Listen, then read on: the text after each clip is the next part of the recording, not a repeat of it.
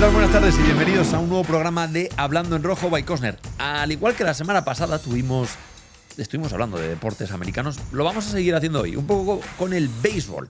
Estaremos hablando con Aritz, un joven navarro que se fue a Estados Unidos para seguir cumpliendo su sueño por el amor de este deporte. Pero antes, vamos a por los titulares más importantes del día. El primer equipo de Osasuna ha entrenado hoy también a puerta cerrada en el Sadar. Mañana continuará con esos preparativos de cara al encuentro del domingo. Los de Vicente Moreno siguen preparando el encuentro ante el Girona Fútbol Club correspondiente a la jornada número 31 y ultimarán los entrenamientos el sábado con uno a puerta abierta en Tajonar a partir de las 10:30. Brian Zaragoza, que también sigue trabajando de forma individual para recuperarse de sus problemas físicos, no estará convocado para el encuentro del domingo. Este encuentro, recordamos que es a las 2 de la tarde en el Sadar, después de una racha de 3 partidos lejos de casa.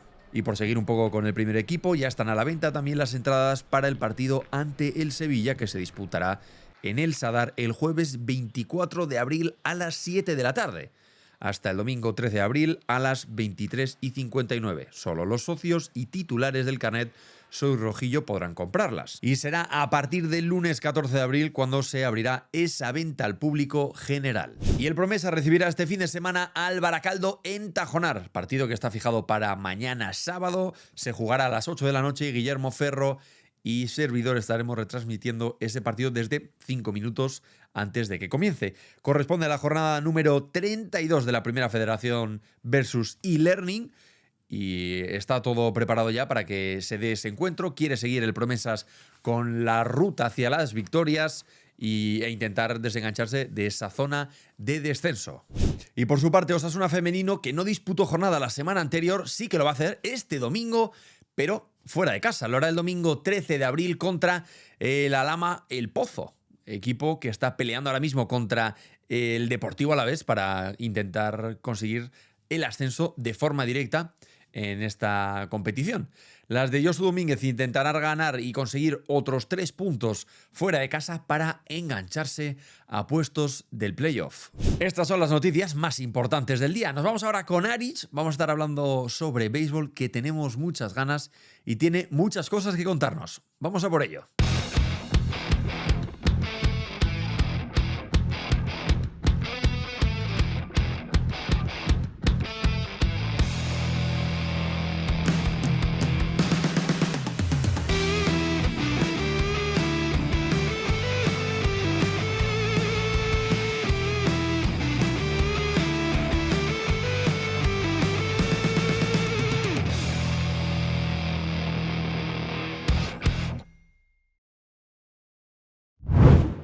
Hoy, la semana pasada tuvimos ya un invitado que se centraba en comentar, ¿no?, partidos de fútbol americano, baloncesto, todo muy estadounidense. Y hoy vamos a tirar un poco también por esos derroteros. Hemos traído a Aritz García, que nos va a estar hablando de, un poco de béisbol, su etapa que ha tenido por Europa jugando, también por Japón, estuvo y está en Estados Unidos y ahora está ahí dirigiendo un poco los cotarros por la academia de los Milwaukee Brewers en República Dominicana, que nos lo va a contar ahora mismo. ¿Qué tal, Aritz? Bienvenido. Todo bien, muchas gracias. Oye, es un placer tenerte por aquí. Nos gusta siempre como hacer un poco mezcla de todo, ¿no? En este programa han pasado por aquí deportistas, gente que no tiene nada que ver con el deporte, tema de medicina, hemos tenido biólogos también, y tocar un poco de béisbol, ¿no?, que en España, en Navarra, se escucha poco. Sí que es cierto que igual por la zona esa de la malla, sí que se ve el diamante ahí cuando pasas con el coche, cuando vas paseando. Así que cuéntanos un poco, ponnos un poco en contexto. ¿Cómo empiezas a jugar a béisbol? ¿De dónde nace ese amor por el deporte en una zona, como decíamos, que como que tampoco lleva mucho ruido ese deporte? Sí, bueno, como bien dices, ¿no?, el béisbol aquí es un deporte minoritario y yo pues tuve la suerte de encontrármelo, en verdad. Pues tenía, yo creo que 10, 11 años por ahí. Sí que ha pasado mucho tiempo, pero bueno, mi familia y yo siempre hemos sido socios del Club Deportivo Amaya. Y era época de verano, no sé dónde estaba en la instalación en ese momento, pero recuerdo ver un póster que decía: ven a jugar a béisbol, este es el lugar, esta es la hora. Y dije, pues voy a comer y a la tarde no tengo nada que hacer y me voy a pasar por ahí. Y me pasé por ahí, yo creo que incluso fui en chanclas, no te digo más. Y me encontré ese primer día con gente del colegio. Yo iba a jesuitinas, que iban a 1 o 2 cursos por delante de mí.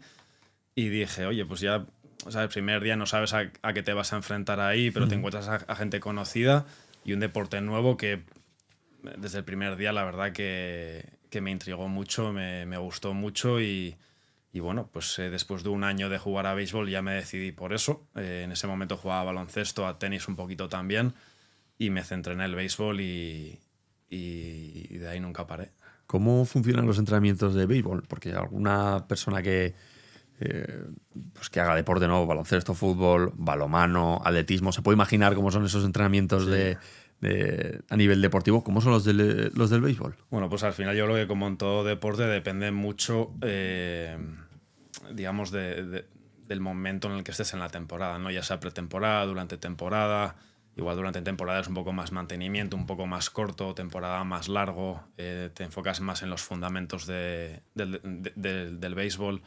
Pero bueno, al final en el béisbol pues se defiende, se tira la bola, se batea, también existe la estrategia, tanto ofensiva como defensiva. Entonces, pues bueno, cada posición se enfoca un poco en su área, ¿verdad? En las responsabilidades que tiene. Luego el equipo se junta también para pues, trabajar en lo que sería la defensa estratégica del colectivo. Y bueno, pues al final tiene muchas partes que no todas se pueden cubrir en un entrenamiento. Los entrenamientos suelen ser más o menos largos. Y bueno, pues ahora, por ejemplo, ahora que estoy en Dominicana con Milwaukee, pues bueno, tenemos bateo, luego defensa de equipo, luego se van al gimnasio, luego tienen condición física. O sea, al final, pues como en todo deporte, hay muchas áreas que hay que cubrir. Antes de tocar esta etapa actual que tienes ahora y que estás viviendo ahora, cuéntanos cómo evoluciona también tu paso por el deporte. Cuando has mencionado tú, ¿no? Que hay un año ya que después del primero que te lo quieres ya tomar en serio, sí, y tienes que meterte en un equipo. En Navarra, si no me equivoco, no hay muchos equipos, no sé si habrá más de 4 o 5 equipos. Sí, bueno, ahora ha crecido un poquito el número de equipos. En su día estaba Maya, estaba Irabia, estaba el Arga de Burlada y estaba el Pamplona. Yo, de hecho, bueno, empecé, por así decir, mi carrera deportiva en el Amaya. Estuve ahí 2 o 3 años y de ahí me pasé a jugar a Irabia.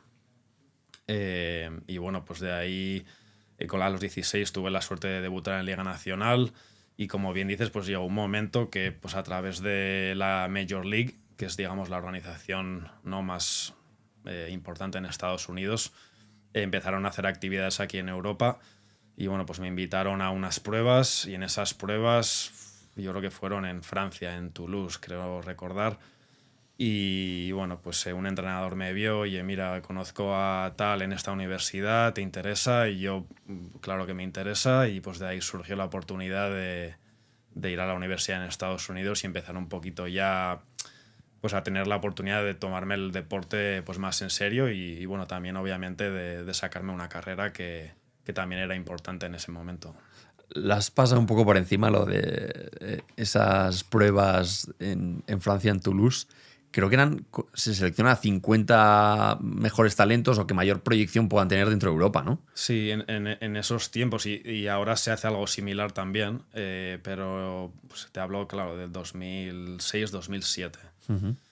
Se hacían esas pruebas, yo creo que en el 2006 quizás las pruebas fueron en Barcelona y luego se reunía esos 50 jugadores en Italia, en Tirrenia, durante 3 semanas y ahí pues venían entrenadores de Estados Unidos. Algunos jugadores europeos terminaban firmando contratos profesionales, otros se iban a universidades y pues bueno, como digo, yo tuve la suerte de ir 2 años seguidos allí y el segundo fue que bueno, pues me dieron la oportunidad de, con una beca deportiva, ir para allí y con un nivel de inglés más bien bajito.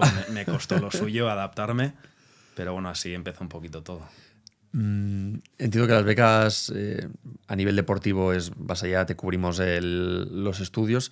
También me han contado que parte de esos días que estabas en la universidad pues la mayor parte de tu tiempo lo pasabas allí, pero luego tenías una familia ahí como de acogida, ¿no? Sí, sí, la verdad que el primer año, bueno, determinó muchas cosas porque, por un lado, pues estaba en un entorno en el que estaba forzado a aprender inglés, lo cual me ayudó mucho para comunicarme tanto dentro como fuera del campo, porque yo en los entrenamientos a lo primero, pues suerte que tenía un par de compañeros latinos que les miraba y me decían, no, vamos a hacer esto y esto, porque no me enteraba. Y luego también es cierto lo de la familia, una familia que, bueno, a día de hoy yo estoy en contacto con ellos. Cuando ya me gradué en la Universidad de San Francisco, ellos vinieron digamos, a mi graduación, yo he ido a visitarlos en varias ocasiones y ellos, bueno, pues me ayudaron muchísimo. Un año que fue difícil porque, bueno, yo también sufrí una lesión me rompí el dedo pulgar de la mano izquierda, lo que no me permitió jugar, pero la verdad que ese año tuve suerte que me pasara esa lesión porque me dio más tiempo de adaptación y, bueno, de aprender el idioma, de también pues empezar a ir al gimnasio y ponerme más fuerte porque yo eso estaba en desventaja respecto a muchos jugadores de allá. Yo aquí nunca había ido al gimnasio antes de ir para allí. Y sí, esa familia la verdad que me dio mucho. Has dicho que te graduaste en San Francisco, pero no iniciaste ahí el primer año, ¿no? Creo que estuviste en Texas. No, estuve en Texas, sí. Estuve en un junior college pequeñito en el pueblo de Borger, que estaba próximo a una ciudad que se llama Amarillo, que era bueno, una ciudad grandecita.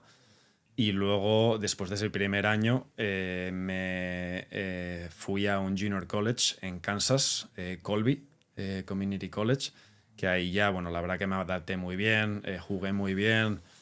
Los estudios ya, pues con un año de inglés, ya pues me fue mucho, mucho mejor. También como pues arrastré créditos, ¿no? de ese primer año, lo cual me ayudó también. Y después de esos dos años en Kansas, pues ya me ofrecieron una beca en la Universidad de San Francisco, que es una universidad de 4 años. Yo como ya acumulaba académicamente 3, pero deportivamente 2, aún me quedaban 2 años por jugar y 2 años para terminar la carrera. Y pues bueno, pues allí es donde seguí mi carrera universitaria y donde terminé la carrera. ¿Qué choque deportivo te encuentras de estar jugando en España, en un deporte minoritario como es el béisbol aquí, y llegar a Estados Unidos, donde es uno de los 3 deportes que más se consumen, ¿no? Sí. Está el fútbol americano, baloncesto y creo que luego es el béisbol. Sí, sí.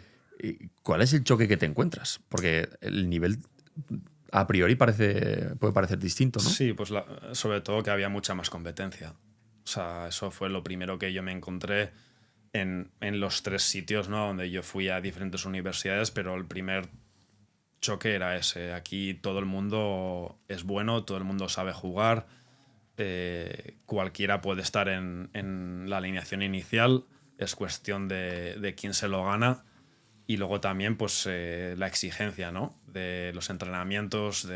Claro, aquí pues en un club normal entrenan 2 días a la semana más el partido o los 2 partidos que se pueda jugar aquí en Liga Nacional el fin de semana. Pero la exigencia tampoco puede ser mucho más porque la gente no se dedica a eso y tiene sus trabajos, sus familias, etc. Pero allí, claro, pues estás en la universidad que te ha dado una beca, por lo cual pues tú tienes que levantarte a las 5 de la mañana, ir a pesas antes de ir a clase, sales de clase, comes y vas a entrenar, luego el fin de semana entero tienes partidos, que jugábamos en la universidad pues entre 4 y 5 partidos semanales, más los entrenamientos, más todo lo respecto al tema académico, pues era muy exigente. Y al final, pues bueno, con el tiempo uno va aprendiendo a cómo gestionar el tiempo y todo eso, ¿no? Pero pues eso un poquito fue lo que más me impactó, ¿no? La competencia y luego la exigencia también que requiere ese deporte allá.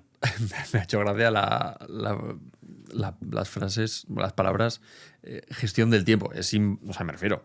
4 partidos a la semana jugando contra otras universidades, teniendo que viajar, levantándote para hacer gimnasio y luego estudiar. ¿Realmente da tiempo? ¿O las universidades sí que te ayudan un poco? A ver, da tiempo. Ahora, pues depende de cada uno también. Bueno, las universidades te dan todos los servicios y más necesarios para poder ser exitoso tanto en el campo como en la clase, ¿no? Y yo, por ejemplo, pues tenía tutores de todas las materias a mi disposición y, oye, pues cuando necesitaba yo cogía pues hora con ellos y me sentaba, o por ordenador si estábamos fuera. También pues en ocasiones te permitían no entregar trabajos antes o después de la fecha, o hacer exámenes antes o después de la fecha si estábamos viajando. Pero bueno, incluso cuando viajábamos teníamos siempre 1 o 2 horas de estudio por la mañana en el hotel. O sea, al final también el cuerpo técnico, los entrenadores eran muy conscientes de que sin los estudios no podíamos estar en el terreno, porque teníamos que tener una nota mínima, una nota media mínima, porque si tenías una nota media por debajo, creo que era del 2.5 de GPA, pues no, la NCAA no te permitía estar en el terreno. Entonces, y luego también que, bueno, ahí, por lo menos en los sitios que yo estuve, daban mucha importancia en pues lo que comentábamos un poquito antes de pues dar ese empujón para que cada jugador se forme. Oye, que llega a grandes ligas, ser profesional, genial, pero sino que también tenga una base fuerte para pues tener éxito pues, en lo que sea que le depare la vida, ¿no? Esto que está comentando aquí en España es prácticamente impensable, porque no se apoya de la misma forma que se apoya en Estados Unidos el deporte. También es cierto que luego las universidades, entre comillas, os utilizan, ¿no? Para eso, oye, yo tengo estos jugadores que han estado en esta liga o en fútbol, en cualquier otra cosa. Sí. Estudias sociología. Creo entender que las universidades allí tampoco funcionan como aquí, no es una carrera, ¿no? Sino que igual escoges muchas asignaturas de cierto lado y pues luego te dicen, oye, pues con todas estas asignaturas tienes esto. Sí, a ver, sí, no, allí, claro, yo te digo, yo fui a la universidad pues hace ya pues 14 años casi, 12, 14 años, entonces ha cambiado mucho, pero o sea, yo recuerdo que mi primer año cogía materias más bien generales, ¿no? Como bien dices. Y luego sí que ya para el segundo año te obligaban a decidir cuál era tu carrera, ¿no? Si sería sociología o negocios internacionales o lo que sea. Entonces sí que para el segundo año tenías que decidir. Ahora, pues en mi caso, pues yo también me ayudó a decidir un poco pues el número de años por los cuales yo tenía la beca, porque digo, claro, yo necesito exprimir esta beca y graduarme a tiempo, porque si no las cifras económicas al final pues bueno, pues no se escapaban un poco de presupuesto, por así decir, ¿no? Pero sí, para segundo año tenías ya que elegir un poquito la rama en la que te querías enfocar. Cuando llegaste a Estados Unidos entiendo que es porque te gustaba mucho el deporte y por amor al béisbol. Durante esos 4 años sigues desarrollando ese amor por el deporte y quieres apostarlo todo por jugar. Sí, incluso, bueno, yo sí que mi último año sufrí lesión y me perdí casi la mitad de la temporada, y ahí sí que uno pues ya pues va pensando, ¿no? Y dices, claro, me pasa este último año, a ver qué va a pasar.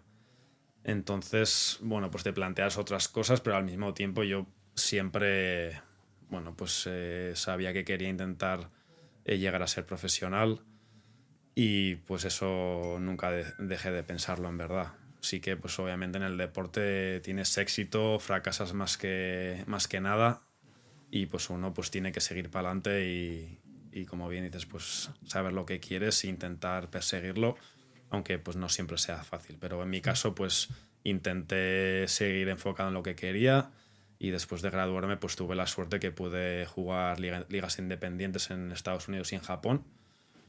Y luego ahí sí que ya dije, bueno, pues me salió una oportunidad de empezar mi carrera como entrenador, y sabía que a largo plazo eso me iba a mantener dentro del deporte, y es algo que también me gusta. Yo, fíjate, pues como comentábamos antes, yo aquí tuve entrenadores muy buenos en Pamplona, y eso me ayudó a mejorar mucho, ¿no? Y quizás estar un poco más avanzado que otros jugadores puede ser, o bueno.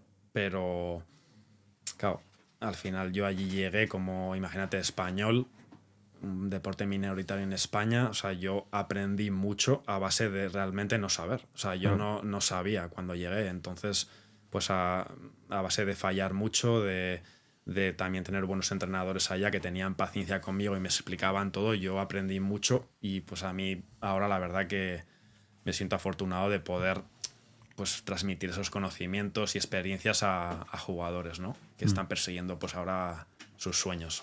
Varias cosas que has ido mencionando y que me han quedado alguna duda. Entiendo que el peligro, la preocupación de ese último año por no jugar es porque, como en las grandes ligas de Estados Unidos, ¿no? Cuando terminas esos años de universidad te puedes presentar al draft, ¿no? Sí. Para luego ser seleccionado. Sí, ahí lo de presentarte al draft es un poco relativo. O sea, si te presentas, pero no es que digas, oh, quiero. Si quieres, pero claro, todo el mundo está dentro de esa bolsa. Vale. Entonces es más que un equipo te elija a ti. Vale. O sea, tú, obviamente, si no tienes interés, pues no firmas un papelito y no te inscribes para poder ser elegido. Pero bueno, entiendo que no mucha gente no envía ese papelito. Vale. Pero sí, entonces, pues como dices, ¿no? Mi duda en ese momento era, claro, no estoy jugando, ¿qué va a pasar? Y claro, realmente pues yo no me draftearon, ¿no? Así, ese fue el caso, sí. Mencionabas también que llegas como sin saber nada, entre comillas, en comparación con lo que tenías, ¿no? De otros compañeros allí en Estados Unidos.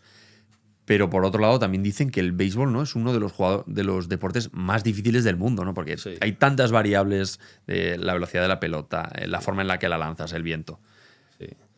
Sí, a ver, claro, al final, sí, a ver, yo me sentía un poco en esos primeros años en desventaja de, pues que no tenía tanta experiencia, que quizás lo que hablábamos antes, ¿no? Del tema estratégico, yo pues no tenía tanto conocimiento, igual me tenía que colocar para aquí y yo pues me iba por allá porque es lo que hacíamos aquí, o no era tan capaz de anticipar las jugadas porque no las tenía todas en mi cabeza. Entonces eso fue lo que más aprendí en mis primeros años allá y me ayudó bastante, pero sí, al final el béisbol es bastante complicado porque quizás no estás como en otros deportes en movimiento todo el tiempo o no requiere durante un juego de estar físicamente involucrado todo el tiempo, sino que es estar preparado en caso de que te venga la pelota o estar preparado para batear en caso que te tiren un picheo que está ahí, ¿no? Y que debes hacer swing.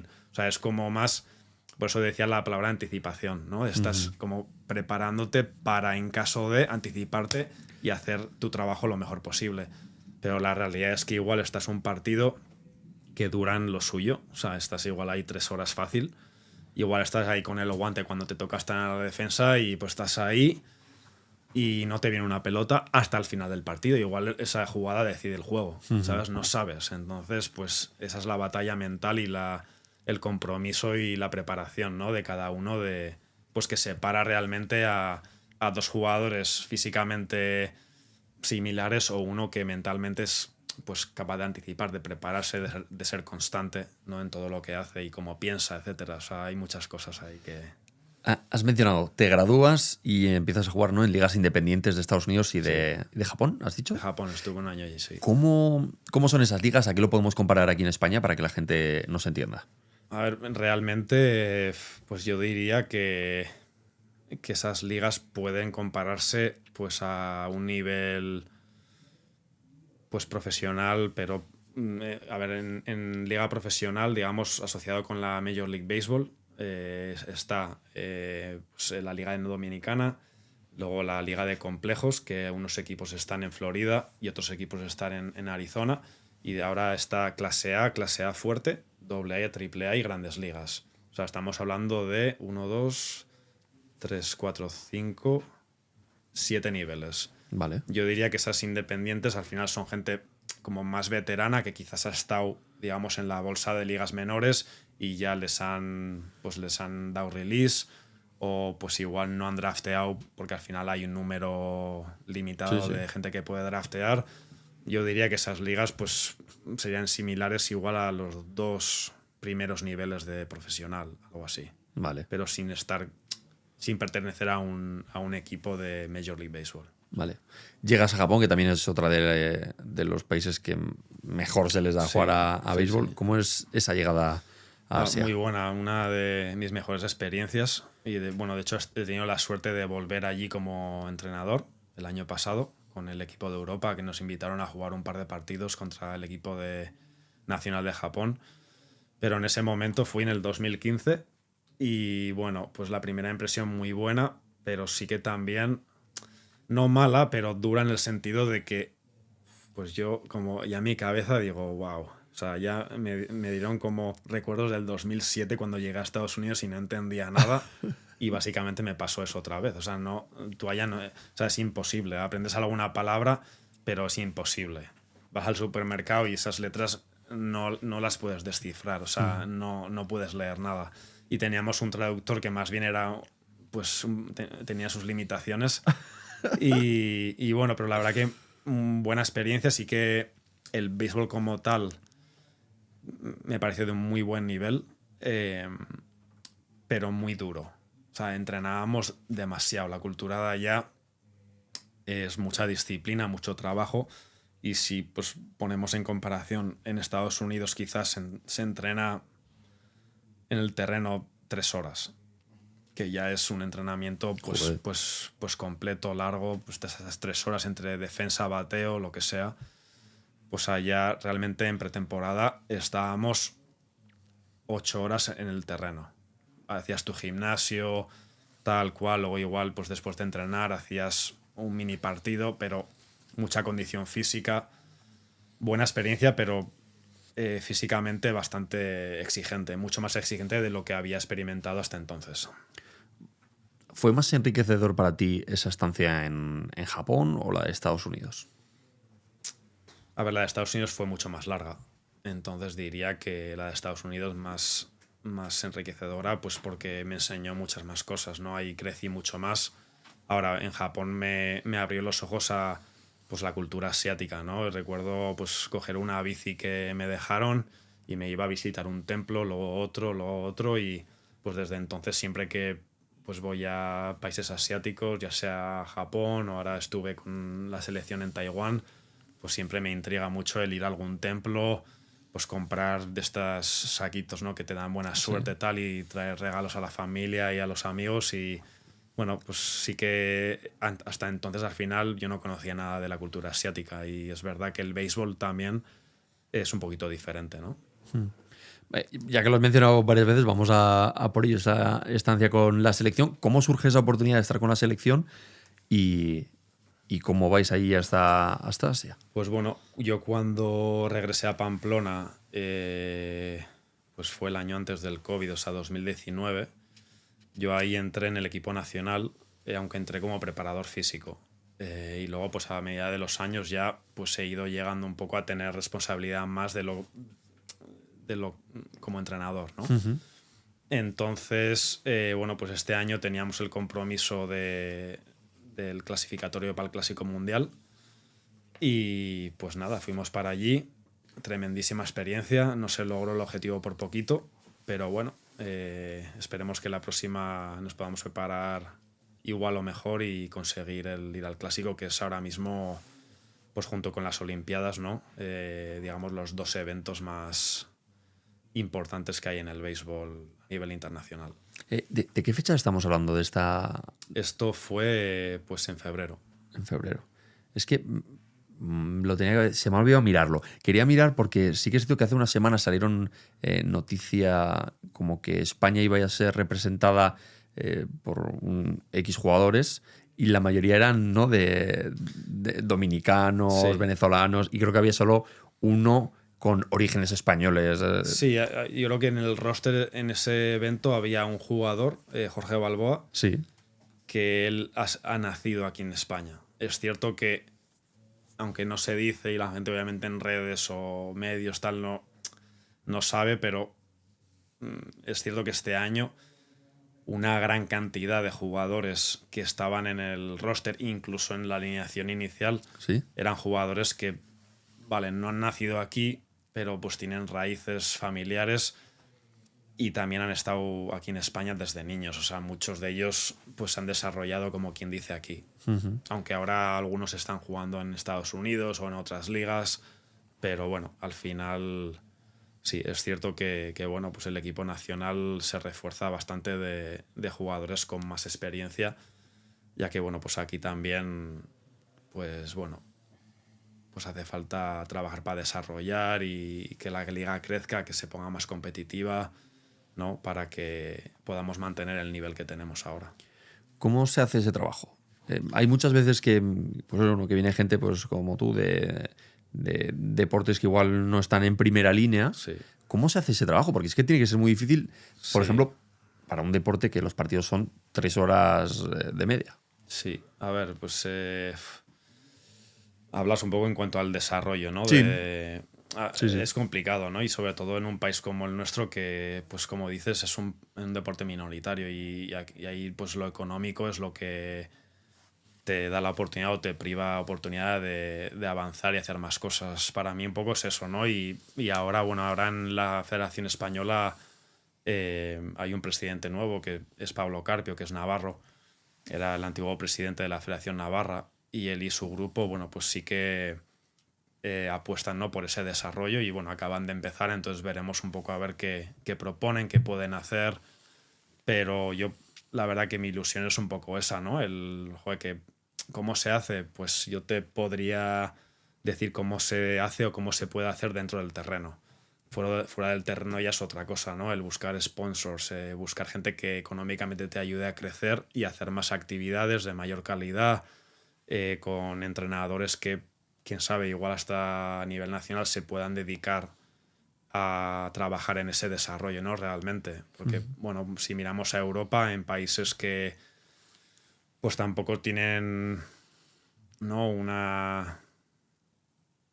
un historial de pues, tener mucho éxito, mucha cultura del béisbol, como por República Checa, incluso Francia, Alemania, obviamente Italia y Holanda sí que tienen mucha cultura, pero esos países no, que acabo de mencionar, sí que yo diría que están incluso por adelantados en ese desarrollo que de la cantera, ¿no?, de los chicos y bueno, incluso chicas de softball, ¿no?, que viven aquí en España y que son de aquí o han llegado aquí a temprana edad, o sea, pero sí que pues la fórmula secreta no la tengo.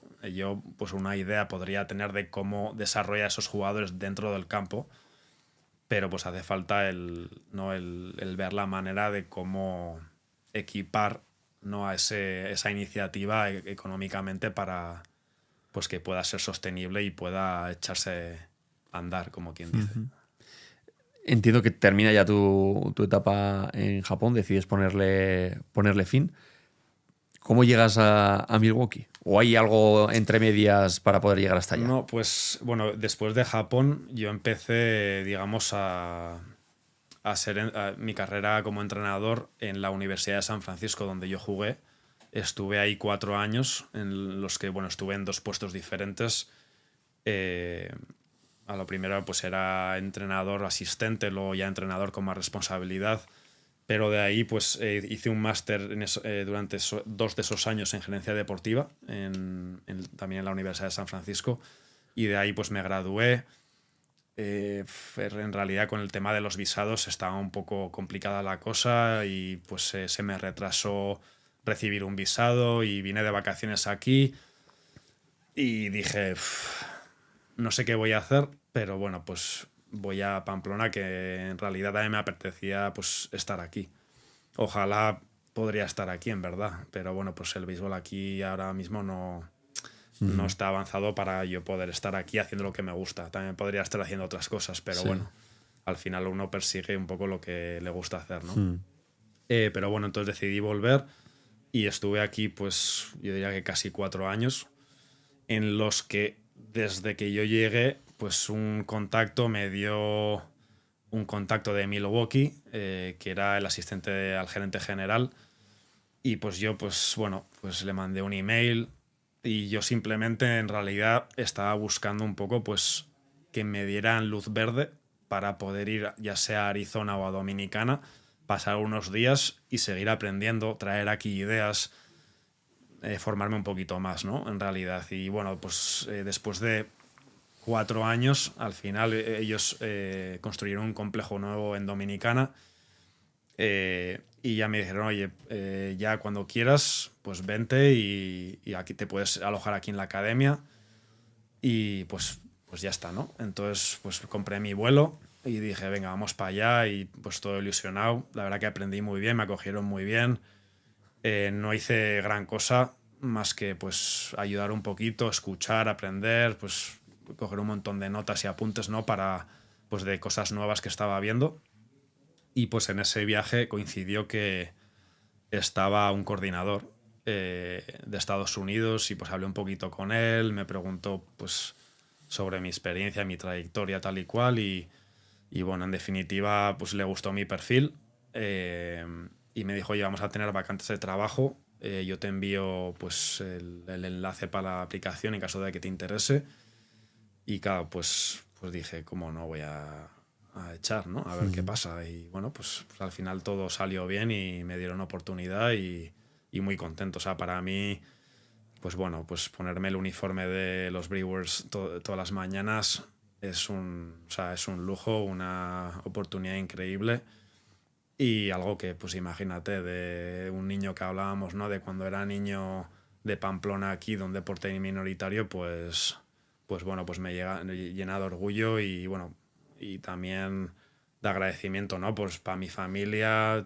todos mis amigos, toda la gente que me ha apoyado, que, hombre, sin ellos no habría hecho ni una cuarta parte de todo eso. Uh-huh. Por poner un poco también de contexto a la gente, Brewers es uno de los equipos de la Major League. Sí. Que por cierto, a día de hoy, que es que hoy estamos a día 2, estamos grabando hoy esto el día 2, ¿no? Sí. Hoy han ganado los Brewers. Sí, porque habían empezado un poquito con mal pie. O sea, habían enfrentado a los Yankees que han empezado con los bates calientes. Ellos, sí. Así que, bueno, pues yo voy a seguir también un poco, ¿no? El gabinete de Brewers. Cuéntanos, ¿qué haces tú allí? Ya te instalaste, entiendo, en Dominicana y estás ahí prácticamente todo el año viviendo en verano. Sí, va, la verdad que sí, verano constante, mucho sol. Y nada, cuando estoy allí pienso en el fresquito de Pamplona y cuando estoy aquí pienso en el calor de allá. Así que no, pero la verdad que muy bien por allí. Bueno, mi responsabilidad directa, yo soy el coach de outfield, que son los defensores que juegan más atrás. Y luego también, junto con los dos managers, tenemos ahí en la academia dos equipos que participan en la Liga de Dominicana. Entonces, junto con ellos dos, trabajo lo que es el corrido de bases y la defensa y estrategia colectiva de la defensa. Y también, bueno, al igual que el año pasado, pues soy como asistente al entrenador de bateo. O sea, la verdad que no descanso mucho, o sea, hago muchas cosas, pero la verdad que para mí mucho mejor porque, bueno, pues al final pues me voy formando y desarrollándome también en casi todas las áreas y la verdad que muy contento y bueno, pues aprendiendo cosas nuevas, aplicándolas, intentando buscar mejores maneras de desarrollar a estos jugadores, ¿no? Que cada uno al final pues necesita ciertas cosas y nada. Y la verdad que por ahora muy contento. Alaritz, cuando tenía 11 años, probablemente ni se iba a imaginar estar en la situación en la que estás ahora. ¿Qué te esperas tú de ti mismo? ¿Cuál es tu fin último con el béisbol? ¿Qué es lo que más te gustaría Pues a enfocar? mí, obviamente, te mentiría si te digo que no quiero llegar a grandes ligas. O sea, al final, por supuesto que me gustaría llegar a grandes ligas. Sé que es un negocio muy competitivo y al que, bueno, pues le tienes que dar mucho tiempo y hacer muchos sacrificios, ¿no? O sea, yo pues lo he hecho bastante tiempo en mi vida, pero pues yo ahora también estoy lejos de mi familia, de mi novia, que es de aquí de Pamplona también. Aunque, bueno, pues hacemos todo lo posible para vernos y tal y cual cada oportunidad que tenemos. Pero, bueno, pues como digo, llegar a grandes ligas sería... Bueno, no solo para mí, yo creo que también yo siento que, o sea, cada sitio donde voy, pues yo quieras que no, siento que represento también al béisbol en España y eso es una motivación mía. Bueno, y yo ojalá también bueno, pues aportar al béisbol aquí, a ese desarrollo que hablábamos antes, sería algo que en verdad, obviamente, aparte de pues crecer en la organización de Milwaukee, que me encantaría, pero la verdad que el aportar a que el béisbol aquí sea mejor, que sea más competitivo, que se enfoque en el desarrollo y que logre, obviamente, pues muchas cosas buenas para para nuestro país y para el béisbol nacional, pues sería algo que me gustaría pues poner mi granito de arena. Sería algo que me encantaría, la verdad. ¿Qué tienen estos países de Sudamérica, Venezuela? El caso de, bueno, Puerto Rico también tiene bastante de béisbol, República Dominicana. ¿Qué tienen para que se les dé tan bien? Porque si nos fijamos en los rosters de los equipos de la MLB, Sí. es que siempre hay presencia latinoamericana. Sí, a ver, pues yo creo que algo que tienen es que el béisbol es el deporte nacional, ¿no? Yo creo que eso es algo que aquí no es nuestra realidad. Aquí es el fútbol, baloncesto, quizás algunos otros deportes individuales como el tenis, etcétera. Pero empezando por ahí, yo creo que es una diferencia importante, ¿no? Porque pues todos los recursos van hacia ese deporte. Entonces yo creo que contra más gente practica un deporte, más volumen de equipos, más volumen de movimiento, de desarrollo, de todo. Y luego también, claro, pues piensa si un 20% de futbolistas jugasen a béisbol, si otro 20% de jugadores de baloncesto jugasen a béisbol, pues muchos más jugadores con buenos perfiles físicos, ¿no? Y habilidades físicas jugarían a béisbol. Entonces el deporte crecería y sería más competitivo aquí.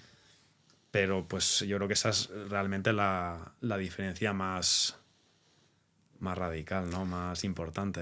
El estereotipo que tiene mucha gente de parte de Latinoamérica no es como que van con un ritmo caribeño a hacer las cosas. ¿Qué tal son los de República Dominicana a nivel de trabajo? ¿Es cierto este estereotipo o se dejan el alma en No, el campo? yo la verdad que mi experiencia es muy positiva en cuanto a eso. O sea, sí que es cierto que si hablamos de personalidades, bueno, pues tienen una personalidad muy abierta, que les gusta pues estar en un ambiente, ¿no? de disfrutar el trabajo. Y bueno, eso es algo que yo también, pues estando ahí ahora, he aprendido y me ha moldado un poco, ¿no? Porque quizás yo sí que traía esa mentalidad americana de vamos a lo que vamos y ya.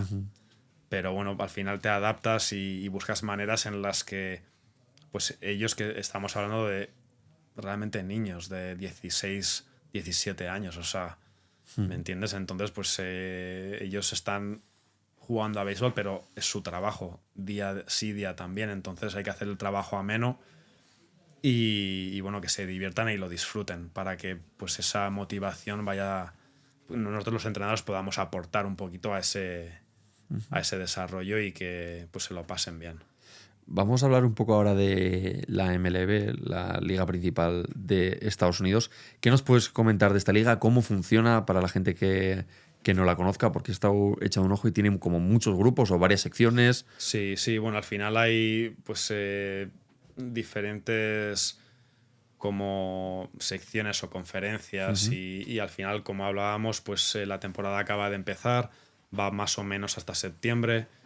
Y de ahí ya pues empiezan los playoffs, ¿no? Que no todos los equipos clasifican y bueno, al final de todo pues 2 equipos llegan a las World Series y solo uno pues es el campeón de la temporada de cada año.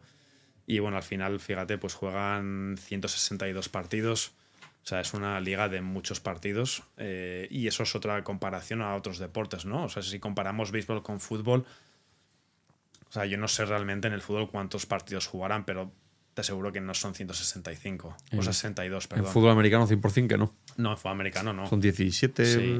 Entonces, claro, la intensidad es eso, ¿no? O sea, no estás, aunque te preparas físicamente todos los días, pero no es que estás durante 3 horas corriendo de aquí para allá.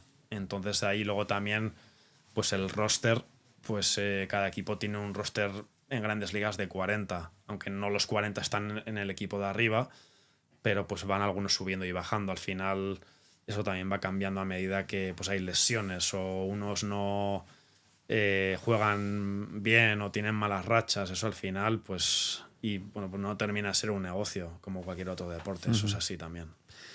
Tenía también apuntado, salió hace igual un añito ya ahora de esta noticia, igual un poco más, el jugador Ohtani, jugador japonés, de origen japonés, ha sido uno de los mayores booms a nivel de contratos de la historia del mundo del deporte, ¿no? Firmó 10 años por 700 millones. Sí, sí. No, la verdad que, bueno, pues en los últimos años los salarios han aumentado bastante y el caso de Ohtani es un caso único porque al final, claro, ya solo con derechos de televisión, de que toda la gente y todo el país de Japón, o sea, ya siga a un equipo en Grandes Ligas, o sea, ya es mucho dinero que va a entrar a los Dodgers de Los Ángeles. Entonces yo, de hecho, leí algo como que en un año, que lleva realmente un año Ohtani con los Dodgers, te diría, igual no es correcto, pero como que ya han... Todo lo que van a gastar en él como que ya lo han... Amortizado. Sí, ya lo han amortizado o casi todo. O sea, al final... Y bueno, también él vendió, ¿no? Como comentabas, un montón de camisetas y el récord tal. O sea, es un jugador que atrae mucho tanto dentro como fuera del terreno y económicamente, pues al final... sí, dentro del terreno, obviamente, pues año 1 y les ha ayudado a ganar la Serie Mundial, pero también fuera les ayuda a esa organización a ganar dinerico, que eso al final interesa a todos.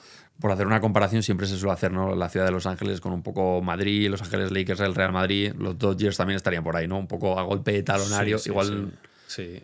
La verdad que no sé, pero se gasta mucho dinero, sí.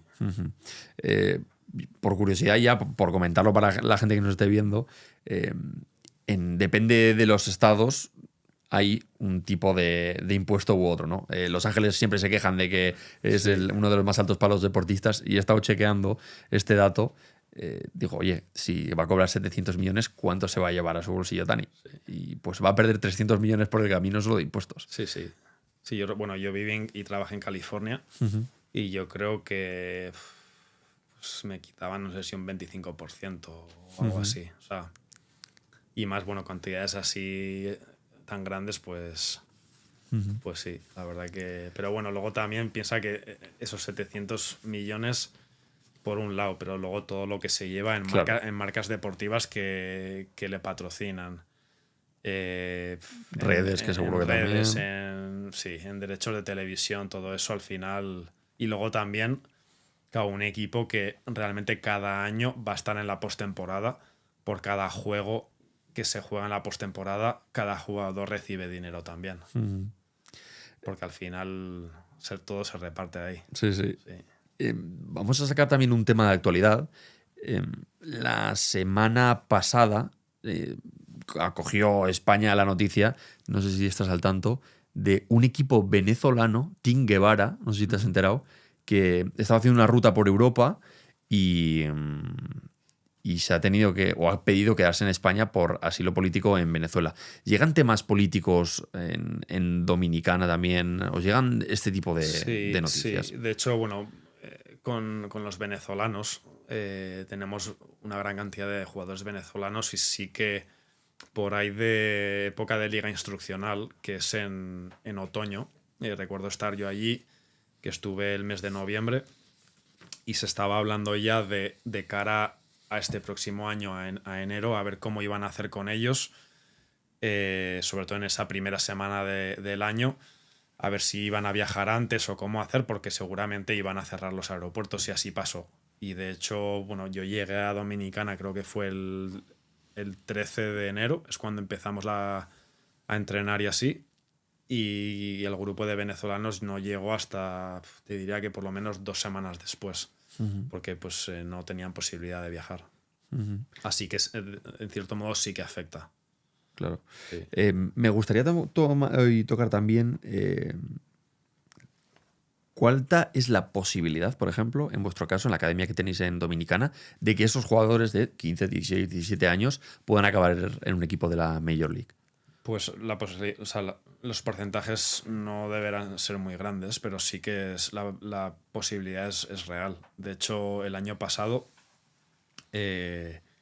varios de los jugadores que tuvimos el año pasado, uno de ellos Jesús Madé y Luis Peña. Jesús Madé es el prospecto número 1 en la organización y ambos, tanto Jesús como Luis, empiezan el año en Carolina, que es clase A, digamos el tercer nivel. a otros 3 de grandes ligas. Entonces, o sea, es real que puedan llegar. De hecho, obviamente depende mucho del perfil del jugador, de la inversión que el equipo haya hecho. No es lo mismo que en caso pues, de estos jugadores que por firmar recibieron un bono de pues 1 millón y pico, que pues otros jugadores que tenemos que han recibido pues de 10.000, 20.000 dólares. Claro. Entonces pues la inversión y la oportunidad también de jugar no es la misma. Al final allí realmente ¿quién juega todos los días? Los jugadores que han recibido más dinero, porque Claro. son prioridad. Ahora los de baja prioridad es cierto que bueno, pues se pueden abrir hueco en base de pues, esas pequeñas oportunidades que tienen, pues que aprovechen, ¿no? Pero al final, vuelvo y repito, pues es un negocio. Entonces la organización quiere pues realmente desarrollar, ¿no? Esas inversiones que han hecho y dar oportunidad de juego pues a esos jugadores que más dinero les han dado para que salgan las cosas como ellos quieren. Ahora, y cada vez más, ¿no? Se invierte mucho en tecnología. Los jugadores de todos los deportes mejoran más por toda la información de Big Data. ¿Qué tipo de tecnologías se utilizan, por ejemplo, en béisbol de estas novedosas que van llegando? Bueno, en Dominicana está la cosa muy avanzada. No tenemos todo lo que hay en Estados Unidos, pero nosotros utilizamos hasta unos sensores en los bates para medir la velocidad del swing, la velocidad de salida de la pelota, el ángulo de ataque del swing y el ángulo de salida. O sea, al final se mide todo y es algo que también utilizamos para implementar como programas de entrenamientos específicos para desarrollar la velocidad del swing o para desarrollar la potencia en la que tú le das a la pelota. Luego también pues utilizamos TrackMan, que es un dispositivo que está arriba en el estadio y mide, pues bueno, cuando lanza la pelota al pitcher, la rotación, dónde empieza y dónde termina, si la recta pues tiene rise, si se mueve, o sea, mide todo, también cuando hay un batazo, los pies que viaja la pelota, la fuerza en la que viaja la pelota. Y en Estados Unidos tenemos tecnología que hasta, imagínate que tú eres un defensor, la pelota le dan hacia donde estás tú, y ese se llama Hawkeye. Y ese aparato mide la ruta que tú tomas de salida hasta la pelota y si es la más eficiente o no. O sea, al final es que se mide todo. Y también por eso los sueldos y el dinero que se está dando a jugadores va también en base a toda esa data, la cual ayuda a anotar más carreras, a pegar más jonrones, a ganar más partidos. Entonces está todo enlazado y a mí me parece interesante. Obviamente hay que educar a los jugadores, ¿verdad? En cómo se les está evaluando, porque al final, bueno, pues estamos hablando tanto en Estados Unidos como en Dominicana, en jugadores jóvenes que claro, pues están acostumbrados a entrenar, el bateo, tal, pero sin tampoco pensar demasiado en por qué esto es importante o no. Entonces, pues parte de nuestro trabajo ahí en la base es el educarles, ¿no? Oye, pues mira, en Grandes Ligas estos son los numeritos que tienen esos jugadores y bueno, pues lo hacen de esta manera para nosotros no imitar. Cada uno, pues obviamente yo creo que es importante que cada deportista mantenga su estilo, pero que tenga claro un poco el enfoque y las razones por las cuales se trabaja de esa manera. Porque cada organización obviamente no usa la métrica de la misma forma. Te quería preguntar también por eso, porque puede haber niños que digan, no, yo es que juego y ya está, ¿no? Sí. Pero claro, en el momento que tenéis que traquear absolutamente todo, ¿os ha tocado casos en los que los chavales hayan dicho, oye, pues es que es mi forma de jugar? A ver, es cierto que en la base no. En la base no tanto. Sí que igual ya en los 2 últimos niveles más próximos a Grandes Ligas, que serían AA y AAA, ahí quieras que no, el desarrollo no es el mismo. Porque ya estás trabajando con jugadores que tienen una edad más avanzada, mucha más experiencia, están como más en control de su carrera, ¿no? O sea, al final yo creo que en la base, en los primeros niveles, un entrenador puede hacer mucho más por el jugador. Más adelante también, pero son pequeños detalles. Aquí es pues desde rutina de trabajo, forma de trabajar, incluso hablamos de actitud muchas veces. O sea, al final les estás enseñando muchos valores pues que son aplicables tanto dentro como fuera del terreno, ¿no? Pues nosotros los entrenadores que hemos estado en Estados Unidos, tanto jugando como de entrenadores, creo que tenemos muchos consejos que aportar a ellos para que se vayan mentalmente preparando para lo que viene, ¿no? Entonces, bueno, yo no me he encontrado con ningún jugador que me haya dicho, por ejemplo, oye, no quiero usar el sensor. No, porque pues tú como entrenador, pues, si a uno está medio que no le gusta mucho o tal, pues tú intentas educarle y buscarle la vuelta para decir, mira, ¿cuál es tu jugador favorito de Grandes Ligas? Ah, mira, vamos a buscar él si lo usa o no. Mira, si lo usa. Obviamente en los juegos no, pero en la pretemporada o así, o mira sus numeritos, tal, a ver si te puedes arrimar a sus numeritos, a ver cómo hacemos, tal, y vas buscando la manera de, pues, de motivarlos, ¿no? Un poco. Estamos ya encarando el final de entrevista. ¿Qué es lo próximo que tienes ya en las próximas fechas?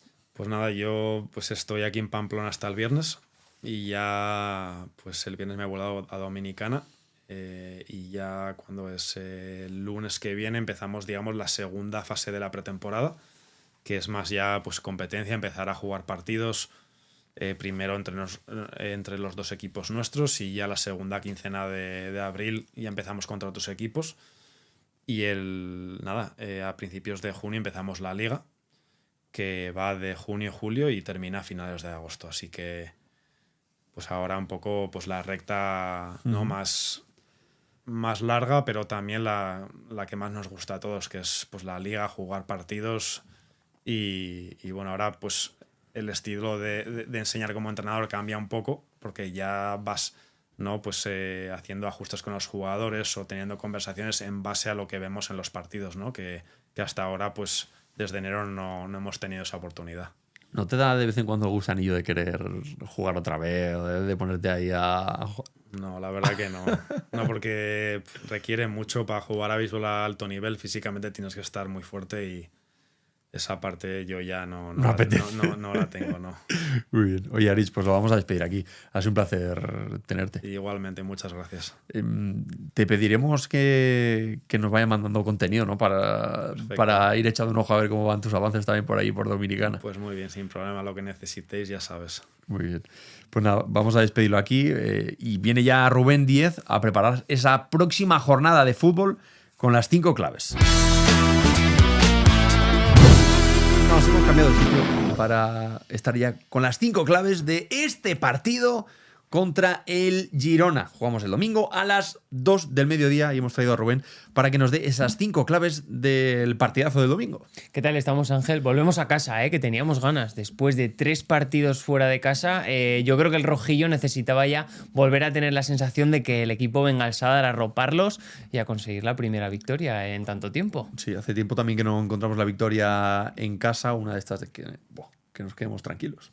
Por eso, y qué mejor escenario, ¿no?, que hacerlo con un Girona, que ahora lo tenemos debajo en la tabla, que quién nos lo iba a decir a principio de temporada, cuando perdimos en ese partido allí en Montilivi 4-0, que el Girona en la jornada 30 iba a estar por debajo de nosotros en la clasificación. Sí, que te ahoga, Rubén. Pues efectivamente, también ha tenido pinchazos el Girona. Empezó también bastante correcta la temporada y se ha ido complicando conforme ha ido subiendo pues esas jornadas. Sí, pero vamos a hablar un poquito del Girona porque yo creo que viendo dónde está clasificado y viendo esta temporada, ¿no?, pues que en Champions no ha conseguido llegar a más rondas, donde en Copa también cayó muy pronto, podíamos esperar que el Girona ha cambiado mucho con respecto al año pasado y que es un Girona muy diferente y que este año no se está sabiendo dar con la tecla. Y creo que no es tanto eso. O sea, el Girona se sigue comportando de manera muy parecida al año pasado, sigue teniendo unos patrones de movimiento bastante similares. Lo que le está faltando es esa finura en último tercio que el año pasado era determinante. O sea, el Girona te dominaba con balón, te dominaba en último tercio y era capaz de casi cada vez que llegaba pico de área a sacar centro, hacerte o gol o ocasión de gol. Y este año Ha habido muchos cambios, claro, se han ido jugadores muy importantes y esos jugadores no están terminando de dar esa finura en último tercio que hacía que ese Girona te dominase con balón y que es que además te dominase los encuentros desde el resultado. Entonces, claro, cuando tú dominas con balón pero no dominas los encuentros desde el resultado, pues pasa lo que le está pasando este año, que es no tener una consecución de buenos resultados, no sentirse cómodo porque no encadenas varias victorias seguidas y puede que nos encontremos con un Girona que nos domine mucho desde el... Bueno, parte con un 4-2-3-1, pero sigue en construcción. Miguel ya lo vimos el año pasado, que estira mucho a zona de interior, incluso a zona de pivote, salida con 3+2 generalmente, amplitud con Danjuma y con Asprilla. O sea, es que los patrones siguen siendo muy parecidos a los del año pasado con Jan Couto y con Savio. Sin embargo, bueno, pues Danjuma no está siendo igual de fino que Savio. Sí. Asprilla se pensaba que podía ser ese jugador muy diferencial tipo Jan Couto y no lo está terminando de ser. Pero cuidado, porque para mí sigue siendo el mismo Girona de la ida que nos metió 4, ¿eh? Sí, esta es la estructura, el cómo juega el Girona. También es cierto que las veces que nosotros nos hemos encontrado con balón, a mitad de temporada la estadística era que no habíamos ganado ningún partido. Este año 2025, esa parte de la temporada creo que tampoco, porque no ha habido victorias en el marcador. Así que veremos a ver si podemos aprovechar, ¿no?, esa no posesión para intentar sacar pues esos contraataques que sí que se vieron en el partido del Leganés, aunque no vimos tampoco la victoria. Sí, o sea, es que me parece que el dato es que los 11 partidos que Osasuna ha tenido más posesión en Liga, no hemos ganado ninguno. Entonces, bueno, pues se puede plantear un escenario donde tengamos que ser un poquito más reactivos y ahí, en ese contexto, seguramente si Vicente hace un buen planteamiento, podemos hacerles bastante daño. ¿Cuáles son los mejores jugadores de este Girona? Pues mira, te voy a decir ahora mismo Danjuma, porque está atravesando un momento donde está teniendo más minutos, donde está siendo algo más vertical, donde pues estos jugadores que son muy habilidosos tienden a encontrar momentos de forma muy basados en cómo están ellos en el 1 para 1, cómo están ellos en la definición, y creo que viene en un muy buen momento de forma y nos puede hacer mucho daño en el costado. Y otro jugador que sí que tiene un rol diferente, porque muchas veces no se le da este valor, y es Yangel Herrera. Ese jugador que muchas veces desde la base, desde el pivote, es capaz de ordenar muy bien, que es muy agresivo también en presiones, que gana muchos duelos, que recupera muchos balones y que sobre todo cuando llega a área es muy buen rematador también. Entonces yo creo que en este Girona que se ha modelado tanto este año, mantener una pieza como Yangel Herrera es muy importante para ellos, y ese factor diferencial Danjuma, que podía ser un Savio el año pasado, pueden ser los dos jugadores más importantes para el Girona en este momento. ¿Y cuál es el ojo cuidado entonces? Porque también se puede pegar, ¿no?, el uno con el otro. El ojo cuidado te lo voy a decir Miguel, ya no solo por esa posición que tiene, que es muy de ojo cuidado, ¿no?, que parte del lateral, pero muchas veces entra adentro. Hay veces que está a altura de los pivotes, pero otras veces te gana más altura y te espera en los cuadrados, en zonas intermedias, para ser ese jugador conector luego del delantero. Entonces, ojo cuidado, ya no solo por ese posicionamiento, sino porque es un jugador también especialmente hábil, que está siendo, como el año pasado, de los mejores laterales izquierdos de la Liga, y que es de los pocos que está manteniendo, yo creo que el nivel del Girona del año pasado. ¿Y cuáles son esas debilidades? No todo es bueno. ¿Cuáles son las carencias de este equipo? Pues que es un equipo débil. Es un equipo débil, al igual que en la ida allí, creo que era un equipo mucho más convencido de su idea y mucho más convencido de que iban a sacar los partidos. Esta tendencia negativa que están llevando les está generando dudas, y ante esas dudas seguramente si Osasuna se adelanta en el marcador, si el partido se hace largo, el Girona está necesitado de ganar al final, porque está en una situación muy delicada. Creo que ese contexto es más favorecedor para nosotros que para el Girona, y luego evidentemente pues está encajando también muchos goles, no está especialmente fino en las áreas. Entonces yo creo que nos planteamos realmente que al Girona se le puede meter mano, porque está en un momento de debilidad, que podríamos decir lo mismo de nosotros también. Sí. Pero nosotros tenemos el factor campo y el factor de que creo que sí o sí ya tenemos que pensar que una victoria nos da casi la salvación, y que tiene que ser el objetivo principal sacar los 3 puntos. ¿Y qué pasó la última vez que jugamos contra ellos? Ya las mencioné un poquito antes. Caímos allí en Montilivi. Sí, te puedo contar si quieres también el año pasado. El año pasado, que perdimos 2-4 en casa. creo que podemos ver un partido muy similar porque recuerdo un Girona que empezó muy propositivo con balón y sobre todo muy alto en las presiones. A lo que Osasuna le cedió el balón y hasta que el Girona se puso por delante con este vendaval de tener posesión, llegarte a área, llegarte con centros. Cuando Osasuna fue capaz de bajarle el ritmo él con balón y de tener buenas sensaciones con él, le dio la vuelta al marcador, nos pusimos 2-1 ganando y a partir de ahí otra vez la tendencia fue igual que la de la primera parte. Ese Girona súper propositivo, que te hunde, que te genera muchos centros y al final pues te acabó ganando el partido porque era un Girona en una dinámica muy parecida a la del partido de ida de este año que perdimos 4-0. Sí, y también con una plantilla distinta, ¿no? Estábamos viendo un Girona... sí, estratosférico del el super año pasado. Sabio, Sí, del sí. super Dovic, del super Giancauto, pero es que a mí me da miedo porque creo que Danjuma, Asprilla, son jugadores que, o Abel Ruiz van a tener ese día, ese super día. Y no quiero que sea contra nosotros, Ángel. Pues nada, el domingo lo veremos. Partido a las 2. ¿Vas a ir este fin de semana? Sí, me muero de ganas Vale. de ir. A lo mejor una comidita previa, un algo. A lo mejor, ¿no? Unos pinchitos, ¿no? Un vermú. Muy bien. Pues nada, oye, Y disfrutar de los 3 puntos. algunos trabajaremos. Sí, No podemos echar el pinchito. yo trabajaría si me invitases. Ya. Pues nada, Rubén, muchas gracias. Nos vamos a despedir aquí. Gracias, Angelito. Gracias por vernos una tarde más. Os recordamos que estaremos este fin de semana retransmitiendo esos partidos desde Radio Osasuna. Así que nada, gracias por estar aquí y nos vemos muy pronto.